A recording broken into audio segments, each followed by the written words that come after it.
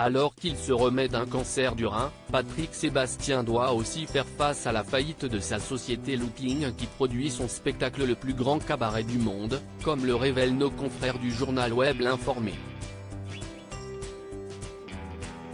Décidément, rien ne va plus pour Patrick Sébastien. Depuis quelques années, l'animateur subit déconvenues sur déconvenues. En 2018, il disait au revoir à la télévision après s'être fait virer de France 2, mettant fin à la diffusion de l'émission culte Le plus grand cabaret du monde. Une désillusion pour celui qui a régné sur le PAF durant de nombreuses années, et qui a décidé bien contraint de mettre un terme à sa carrière télévisuelle. CIST terminé pour moi, pour une raison simple, la télévision d'aujourd'hui n'est pas faite pour moi, et je ne suis pas faite pour elle. Ma télé n'avait pas honte d'être populaire, avait-il déclaré en 2021.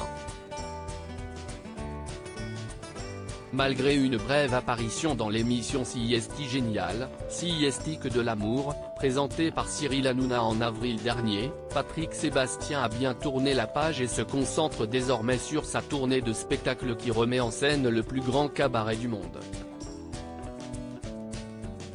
Hélas, il y a 1 an et demi, l'animateur a dû affronter un cancer du rein, un beau tsunami auquel il ne s'attendait pas. S'il est aujourd'hui guéri, Patrick Sébastien n'a pas fini de se faire du souci. 1,9 million d'euros de dette comme l'a révélé le journal web L'Informé vendredi 8 juillet, l'ex-animateur doit faire face à de gros problèmes d'argent. En effet, sa société Looping, avec laquelle il produisait le plus grand cabaret du monde sur scène, vient d'être placée en liquidation judiciaire. En novembre dernier, plusieurs représentations avaient déjà dû être annulées pour des raisons budgétaires, comme l'avait expliqué Thierry Martin, le producteur du show. Selon nos confrères de l'Informé, la société Looping afficherait une dette de 1,9 million d'euros, malgré un chiffre d'affaires de 6 millions d'euros, forçant Patrick Sébastien à faire une demande d'autorisation spéciale pour continuer son activité.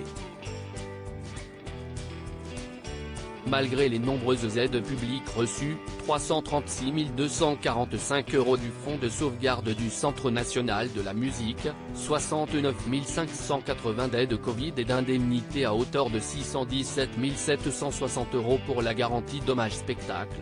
Pour l'exercice clos en janvier 2022, l'ancien animateur n'a pas réussi à sortir la tête de l'eau.